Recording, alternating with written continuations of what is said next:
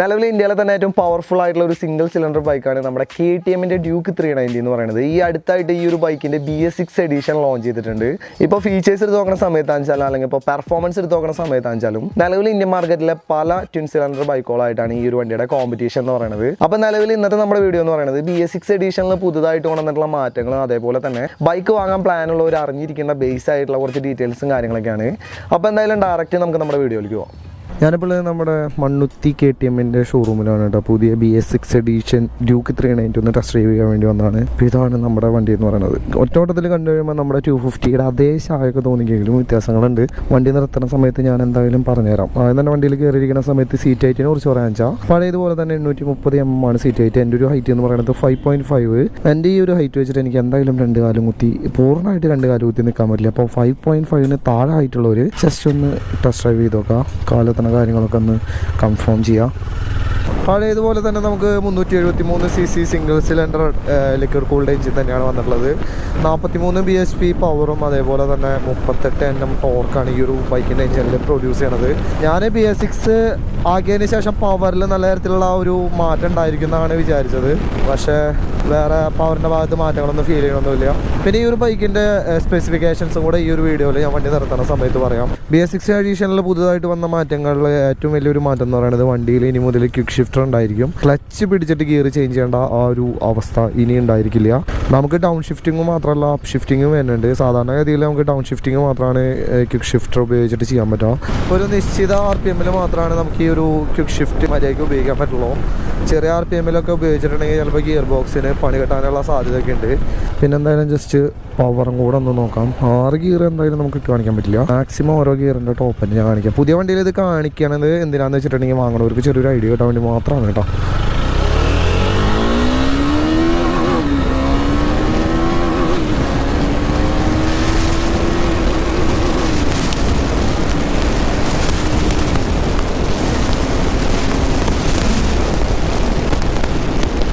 നിങ്ങളിപ്പോൾ കണ്ട പോലെ തന്നെ ഒരൊറ്റ ഗിയറിൽ ലാഗും കാര്യങ്ങളൊന്നുമില്ല. അപ്പോൾ ഒരു തേർഡ് ഗിയറൊക്കെ കഴിഞ്ഞിട്ടുണ്ടെങ്കിൽ നമ്മളെ വലിച്ചെടുത്ത് കൊണ്ടുപോകണ പോലത്തെ ഒരു അവസ്ഥയാണ് വണ്ടിയുടെ ഭാഗത്തുനിന്ന് ഫീൽ ചെയ്യാം. മാരക പവറാണ്. ഇന്ത്യയിലെ തന്നെ സിംഗിൾ സിലിണ്ടർ ബൈക്കുകളിൽ ഏറ്റവും പവർഫുൾ ആയിട്ടുള്ളൊരു നേക്കഡ് ബൈക്കും കൂടിയാണ് നമ്മുടെ ഡ്യൂക്ക് 390 എന്ന് പറയുന്നത്.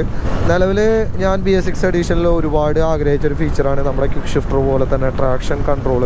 അതും കൂടെ വന്നിട്ടുണ്ടെങ്കിൽ എല്ലാ തരത്തിലുള്ള സേഫ്റ്റി ഫീച്ചേഴ്സും ഈ ഒരു ബൈക്കിലായി എന്ന് തന്നെ പറയാം. ട്രാക്ഷൻ കൺട്രോൾ എന്തിട്ടാണെന്ന് അറിയാത്തവർക്ക് ഞാൻ ജസ്റ്റ് ചുരുക്കിയിട്ടൊന്ന് പറഞ്ഞുതരാം. അപ്പം നമ്മളിപ്പോൾ സഡനായിട്ട് ആക്സിലറേറ്റർ ഒക്കെ കൊടുക്കുന്ന സമയത്ത് ബാക്ക് വീല് പെട്ടെന്ന് സ്പിന്നായി പോകാനുള്ള സാധ്യതയുണ്ട്. അതേപോലെ തന്നെ കോർണറൊക്കെ ചെയ്യുന്ന സമയത്തും വണ്ടിയുടെ ബാക്ക് ടയറിൻ്റെ ഗ്രിപ്പിംഗ് ഒക്കെ നഷ്ടപ്പെട്ടിട്ട് വണ്ടി ചിലപ്പോൾ നമ്മുടെ കയ്യിൽ നിന്ന് തെന്നി പോകാനുള്ള സാധ്യതയൊക്കെ ഉണ്ട്. അപ്പോൾ അത്തരത്തിൽ ഉള്ള സാഹചര്യങ്ങൾ ഒഴിവാക്കാൻ വേണ്ടിയിട്ട് ഉപയോഗിക്കണം ഒരു സംഭവം. അതായത് ടയറിൻ്റെ ഗ്രിപ്പിംഗ് നിലനിർത്താൻ വേണ്ടിയിട്ട് ഉപയോഗിക്കുന്ന ഒരു സംവിധാനമാണ് ട്രാക്ഷൻ കൺട്രോൾ എന്ന് പറയുന്നത്.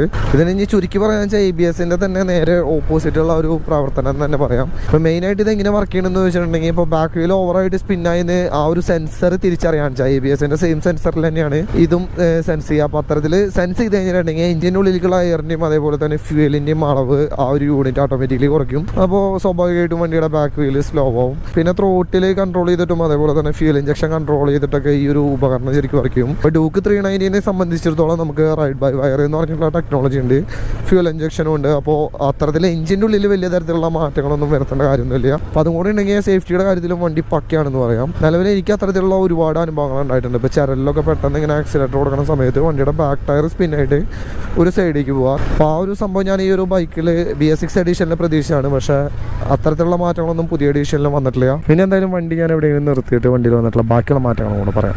ഒരു രക്ഷയില്ലാത്ത പുതിയ ലുക്കോട് കൂടിയിട്ടാണ് BS6 എഡിഷൻ ഡ്യൂക്ക് 390 എത്തിയിരിക്കുന്നത്. ഇതിൻ്റെ തന്നെ വേറൊരു കളർ വേരിയൻറ്റും കൂടി ഉണ്ട്. പക്ഷേ എനിക്ക് കാണാൻ ഇത്തിരി കൂടെ ഭംഗി ഈ ഒരു ബൈക്കാണ് തോന്നിയത്. അതുകൊണ്ടാണ് റിവ്യൂ ചെയ്യാൻ വേണ്ടിയിട്ട് ഞാൻ ഈ ഒരു വണ്ടി എടുത്തത്. അപ്പോൾ തന്നെ വണ്ടി എടുക്കാൻ പ്ലാനുള്ളവർക്ക് വേണ്ടിയിട്ട് ഞാൻ വണ്ടിയുടെ ബേസ് ആയിട്ടുള്ള ഡീറ്റെയിൽസ് പറഞ്ഞുതരാം. അപ്പോൾ ആദ്യം തന്നെ ഫ്രണ്ടിലേക്ക് വന്നു കഴിയുമ്പോൾ BS4 എഡിഷൻ പോലെ തന്നെ നമുക്ക് ഈ ഒരു മോഡലിൽ LED ഹെഡ് ലാംപ്സ് ആണ് വന്നിട്ടുള്ളത്. ലുക്ക് പോലെ തന്നെ അത്യാവശ്യം നല്ല പെർഫോമൻസ് തന്നെയാണ് കേട്ടോ. ഹെഡ്ലൈറ്റിൻ്റെ ഭാഗത്തുനിന്ന് നല്ല പ്രകാശമുള്ള ഒരു ഹെഡ്ലൈറ്റ് തന്നെയാണ്. പിന്നെ തൊട്ട് മുകളിലായിട്ട് നമുക്ക് DRLസും വന്നിട്ടുണ്ട്. എനിക്ക് ഹെഡ്ലൈറ്റിൻ്റെ ഭാഗത്തുനിന്ന് തോന്നിയ ഒരേ ഒരു നെഗറ്റീവ് എന്ന് പറയുന്നത് മഴക്കാലത്തൊക്കെ ചെറിയ തരത്തിൽ ഫോഗ് കയറുന്നുണ്ട്. അതല്ലാണ്ട് എനിക്ക് വേറെ യാതൊരു തരത്തിലുള്ള നെഗറ്റീവും ഹെഡ്ലൈറ്റിൻ്റെ ഭാഗത്തുനിന്ന് ഫീൽ ചെയ്തിട്ടില്ല. ഡ്യൂക്ക് 390യുടെ കാര്യത്തിൽ എടുത്ത് പറയേണ്ട മെയിൻ ആയിട്ടുള്ളൊരു അട്രാക്ഷൻ തന്നെയാണ് ഈ ഒരു ഹെഡ്ലൈറ്റ് എന്ന് പറയുന്നത്.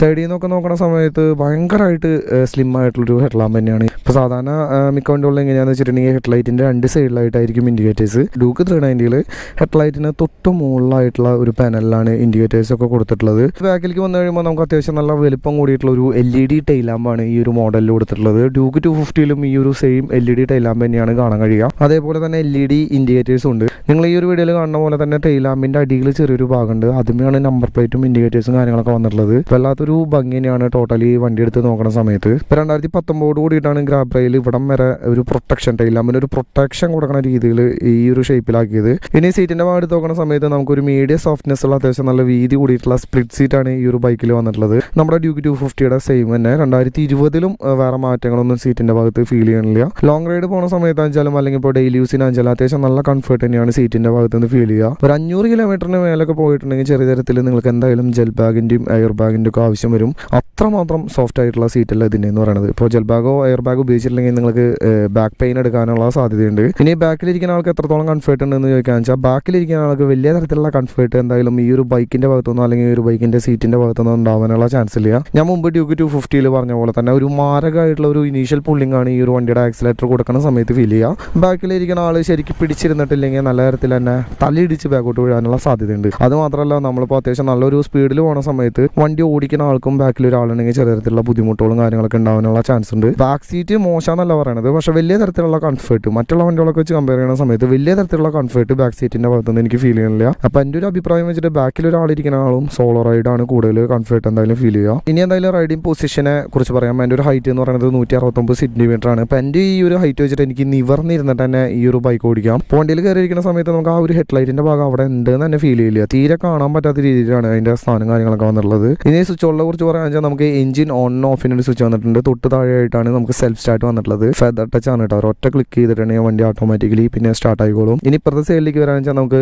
ഇതിൽ തന്നെയാണ് പാസ്, ഡിമ്മ്, ബ്രൈറ്റ് അത്തരത്തിലുള്ള കാര്യങ്ങളൊക്കെ വന്നിട്ടുള്ളത്. ഇപ്പം മുകളിൽ കിട്ടുന്ന സമയത്ത് ബ്രൈറ്റ് ആണ്, അതേപോലെ തന്നെ ഡിമ്മ്, പിന്നെ പാസ്. പിന്നെ ഇതെന്നൊക്കെ പറയുന്നത് നമുക്ക് മീറ്ററിലത്തെ കാര്യങ്ങളൊക്കെ കൺട്രോൾ ചെയ്യാൻ വേണ്ടിയിട്ടുള്ള ഒരു സ്വിച്ച് ആണ്. പിന്നെ തൊട്ട് താഴെയായിട്ടാണ് ഇൻഡിക്കേറ്റർ വരുന്നത്, അതിനും താഴെ ഹോൺ. ഇനി ജസ്റ്റ് മീറ്ററും കൂടെ നോക്കാം. BS6 എഡീഷനിലെ മീറ്ററിന്റെ ഭാഗത്ത് ചെറിയ തരത്തിലുള്ള വ്യത്യാസങ്ങളൊക്കെ വന്നിട്ടുണ്ട്. നമുക്ക് ഈ ഒരു വണ്ടിയുടെ കീ സെറ്റും കാര്യങ്ങളൊക്കെ ടാങ്കിന്റെ തൊട്ട് മുകളിലായിട്ടാണ് വന്നിട്ടുള്ളത്. ഇപ്പോൾ 2019 കൂടിയിട്ട് നമുക്ക് ഇതിന്റെ തീമും കാര്യങ്ങളൊക്കെ അഡ്ജസ്റ്റ് ചെയ്യാനുള്ള ഒരു അപ്ഡേഷൻ മീറ്ററിൽ വന്നിട്ടുണ്ട്. ബേസ് ആയിട്ടുള്ള ഓപ്ഷൻസ് നോക്കുന്ന സമയത്ത് ഈ ഒരു ഭാഗത്തായിട്ടാണ് ഗിയർ ഇൻഡിക്കേഷൻ കാണിക്കുക. അതേപോലെ തന്നെ ഇവിടെ ഫ്യൂൽ ഗേജ്, ഹീറ്റ്, പിന്നെ RPM മീറ്റർ വന്നിട്ടുണ്ട്. ഇവിടെ സ്പീഡ് കാണിക്കും. ഈ ഒരു ഭാഗത്തായിട്ടാണ് ട്രിപ്പ്, അതേപോലെ തന്നെ ഡേറ്റ്, ബാറ്ററി വോൾട്ട് അത്തരത്തിലുള്ള കാര്യങ്ങളൊക്കെ കൊടുത്തിട്ടുള്ളത്. ഇവിടെ സമയം വന്നിട്ടുണ്ട്. ഇപ്പോൾ പ്ലേ സ്റ്റോറിൽ ഒരു 600 രൂപയുടെ ആപ്ലിക്കേഷൻ ഉണ്ട്. ആ ഒരു ആപ്ലിക്കേഷൻ ഇൻസ്റ്റാൾ ചെയ്തിട്ട് ബ്ലൂടൂത്ത് വഴി ഇത് കണക്ട് ചെയ്തിട്ടുണ്ടെങ്കിൽ നമുക്ക് GPS അത്തരത്തിലുള്ള സൗകര്യങ്ങളൊക്കെ മീറ്ററിൽ കിട്ടും. അത് മാത്രമല്ല ഫോണിന്റെ നോട്ടിഫിക്കേഷൻസ് കാര്യങ്ങളൊക്കെ ഇതിൽ അറിയാൻ പറ്റും. കൂൾ, SMS അത്തരത്തിലുള്ള കാര്യങ്ങൾ. ഇനി മീറ്ററിൽ വന്നിട്ടുള്ള പുതിയ ഓപ്ഷൻസ് എന്തിനാന്ന് വെച്ചിട്ടുണ്ടെങ്കിൽ നമുക്ക് ഇതിന്റെ സെറ്റിംഗ്സിന്റെ എണ്ണം കുറഞ്ഞിട്ടുണ്ട്. ഒരുപാട് സെറ്റിംഗ്സ് മുമ്പ് ഉണ്ടായിരുന്നു. അതിപ്പോൾ 1, 2, 3, 4 ആയിട്ട് കുറച്ചിട്ടുണ്ട്. ഇനി മുതൽ നമുക്ക് ക്വിക്ക് ഷിഫ്റ്റ് പ്ലസ് എന്ന് പറഞ്ഞിട്ടുള്ള ഒരു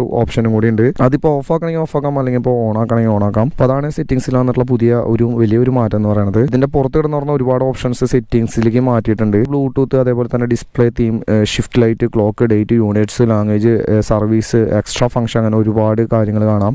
പിന്നെ മുകളിലുള്ളത് ട്രിപ്പ് ഡാറ്റ അത്തരത്തിലുള്ള കാര്യങ്ങളൊക്കെയാണ്. പിന്നെ KTM മൈ റൈഡ്, അത് മറ്റേ ആപ്ലിക്കേഷൻ വഴി കണക്ട് ചെയ്തിട്ടുള്ള കുറച്ച് പരിപാടികളൊക്കെയാണ്. ഇപ്പോൾ മീറ്ററിനെ കുറിച്ചിട്ട് ചിലപ്പോൾ വേണമെങ്കിൽ ഒരു 15 മിനിറ്റിൻ്റെ വീഡിയോ ആയിട്ട് തന്നെ ചെയ്യാം. അത്രയധികം ഓപ്ഷൻസ് മീറ്ററിൽ വന്നിട്ടുണ്ട്. ഈ ഒരു സെഗ്മെന്റിൽ തന്നെ ആദ്യത്തെ TFT ഡിസ്പ്ലേയോട് കൂടിയിട്ടുള്ള ഒരു ബൈക്കാണ്. 2017 ഈ ഒരു വണ്ടി വരുന്നത്. മീറ്ററിന്റെ ഭാഗത്ത് പോരായ്മ എന്ന് പറയാൻ മാത്രം ഒന്നും എനിക്ക് ഫീൽ ചെയ്തിട്ടില്ല. കുറച്ച് എക്സ്പെൻസീവ് ആണ്. ഏകദേശം ഒരു 23,000 രൂപ. ഒരു ആപ്പിളിന്റെ ടാബിന്റെ റേറ്റ് ഒക്കെ വരുന്നുണ്ട് മീറ്ററിന്. അപ്പോൾ ഒന്ന് ശ്രദ്ധിച്ച് കൊണ്ടുനടന്നിട്ടില്ലെങ്കിൽ പണി കിട്ടാനുള്ള ചാൻസ് ഒക്കെ ഉണ്ട്. പിന്നെ ഞാൻ ആ ഒരു ട്രാക്ഷൻ കൺട്രോളറിന്റെ സമയത്ത് പറഞ്ഞ പോലെ തന്നെ ഈ ഒരു മോഡലിൽ നമുക്ക് റൈഡ് ബൈ വയർ ടെക്നോളജിയാണ്.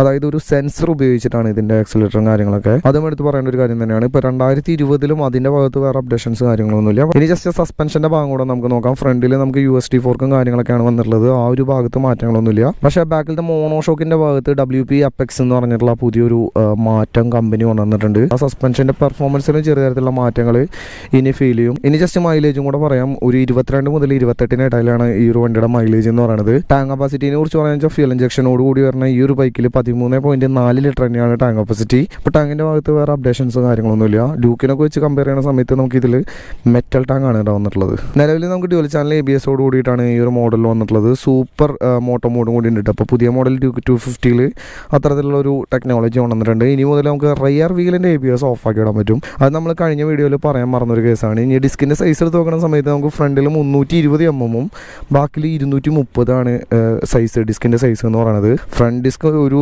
രക്ഷയില്ല. നമ്മളിപ്പോൾ ഒരു നല്ലൊരു ഹൈ സ്പീഡിൽ വരാച്ചാലും പിടിച്ചു കഴിഞ്ഞാൽ വണ്ടി അവിടെ നിൽക്കും. പക്ക ബ്രേക്കിംഗ് തന്നെയാണ് ഈ ഒരു ബൈക്കിൻ്റെയും അതേപോലെ തന്നെ RC 390യുടെയും ബ്രേക്കിംഗ് എന്ന് പറയുന്നത്. ഇപ്പം നിലവിൽ ബൈക്ക് വാങ്ങാൻ പ്ലാനുള്ളവരുടെ അടുത്ത് ഇത്രയും ബേസ് ആയിട്ടുള്ള ഡീറ്റെയിൽസ് മാത്രമാണ് എനിക്ക് ഷെയർ ചെയ്യാനുള്ളത്. ഇനി എന്തായാലും BS6 എഡീഷനിൽ കൊണ്ടുവന്നിട്ടുള്ള പുതിയ മാറ്റങ്ങൾ നോക്കാം. അതിൽ ആദ്യത്തെ 2 കാര്യങ്ങൾ നമ്മൾ പറഞ്ഞു കഴിഞ്ഞു. അതായത് ക്വിക്ക് ഷിഫ്റ്ററും അതേപോലെ തന്നെ മോണോ ഷോക്കിൻ്റെ ഭാഗത്ത് കൊണ്ടുവന്നിട്ടുള്ള ആ ഒരു അപ്ഡേഷനും. പിന്നെ വന്നിട്ടുള്ള വേറൊരു മാറ്റം എന്ന് പറയുന്നത് നമ്മുടെ ഡ്യൂക്ക് 250 ഒക്കെ പോലെ തന്നെ സൈലൻസർ എക്സോസ്റ്റ് പൈപ്പ് വണ്ടിയുടെ എഞ്ചിൻ്റെ അടി കൂടി ആക്കിയിട്ടുണ്ട്.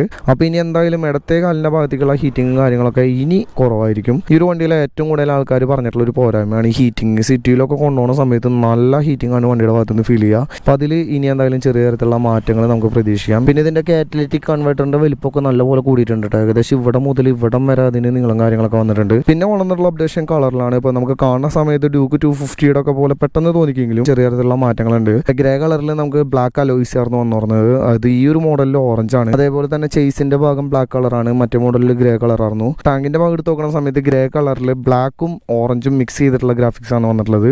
ഇവിടെ ഡ്യൂക്ക് എന്നും ഇവിടെ 390 വന്നിട്ടുണ്ട്. പിന്നെ ഈ ഒരു ഭാഗത്ത് തന്നെ ആ ഒരു വ്യത്യാസം ശരിക്കും എടുത്ത് കാണിക്കുന്നുണ്ട് കേട്ടോ. അതായത് ഇതിന്റെ 250 ഞാൻ പറഞ്ഞ പോലെ തന്നെ ഭയങ്കരമായിട്ട് ശൂന്യമായ പോലെയാണ് ഏകദേശം ഇത്രത്തോളം സ്പേസ് ഫീൽ ചെയ്യണത്. പിന്നെ മിറേഴ്സിന്റെ ഭാഗത്തും ചെറിയ തരത്തിലുള്ള അപ്ഡേഷൻസ് ഒക്കെ ഞാൻ പ്രതീക്ഷിച്ചാണ്. പക്ഷെ വേറെ കാര്യമായിട്ടുള്ള മാറ്റങ്ങളൊന്നുമില്ല. ചെറിയ 2 മിറേഴ്സ് തന്നെയാണ് വണ്ടിയുടെ ഭാഗത്ത് BS6 എഡിഷനിലും കൊടുത്തിട്ടുള്ളത്. പക്ഷേ വൈബ്രേഷൻസ് കാര്യങ്ങളൊക്കെ വണ്ടിയുടെ ഭാഗത്ത് നിന്ന് കുറവായതുകൊണ്ട് വലിയ തരത്തിൽ എനിക്കതൊരു പോരായ്മയായിട്ട് ഫീൽ ചെയ്യണമെന്നില്ല കേട്ടോ. ഒന്ന് അഡ്ജസ്റ്റ് ചെയ്ത് നോക്കിയിട്ടുണ്ടെങ്കിൽ നമുക്ക് പുറകിലത്തെ കാഴ്ചകളൊക്കെ വളരെ ക്ലിയർ ആയിട്ട് കാണാം. ഇനി മെയിൻ്റനൻസിനെ കുറിച്ച് പറയുകയാണെന്ന് വെച്ചാൽ ഈ ഒരു സെഗ്മെന്റിൽ അത്യാവശ്യം നല്ല പോലെ തന്നെ മെയിൻ്റനൻസ് കുറഞ്ഞിട്ടുള്ള ഒരു ബൈക്ക് തന്നെയാണ്.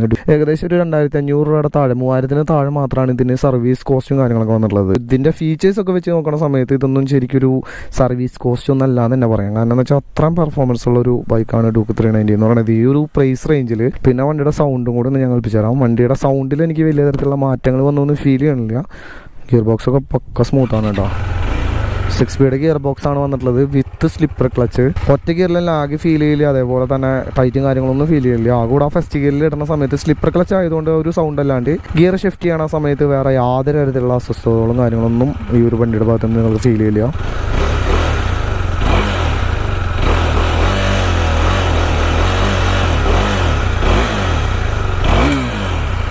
സൗണ്ടിൽ വലിയ തരത്തിലുള്ള മാറ്റങ്ങളില്ല. പക്ഷേ വൈബ്രേഷൻ നല്ല പോലെ തന്നെ കുറഞ്ഞിട്ടുണ്ട്. അതിന് ഏറ്റവും വലിയൊരു ഉദാഹരണമാണ് ഇപ്പോൾ ത്രോട്ട് കൊടുക്കുന്ന സമയത്ത് ആ ഒരു ഫുഡ് ട്രസ്റ്റ് വൈബ്രേറ്റ് ചെയ്യാനുള്ള. അപ്പോൾ നിലവിൽ BS6 എഡീഷൻ ഡ്യൂക്ക് 390 കുറിച്ചിട്ട് എനിക്ക് ഇത്രയും ഡീറ്റെയിൽസ് മാത്രമാണ് നിങ്ങളുടെ മുമ്പിൽ ഷെയർ ചെയ്യാനുള്ളത്. ഹീറ്റിംഗ് പോലെ തന്നെ വൈബ്രേഷനിലും നല്ല തരത്തിലുള്ള മാറ്റങ്ങളുണ്ട്. വൈബ്രേഷനും നല്ല പോലെ കുറഞ്ഞിട്ട് വണ്ടി ഒന്നും കൂടെ സ്മൂത്ത് ആയിട്ടുണ്ട് കേട്ടോ. BS6 എഡീഷനിൽ നമുക്ക് മെറ്റ്സെല്ലറിൻ്റെ സ്റ്റോക്ക് ടൈസ് തന്നെയാണ് വരുന്നത്.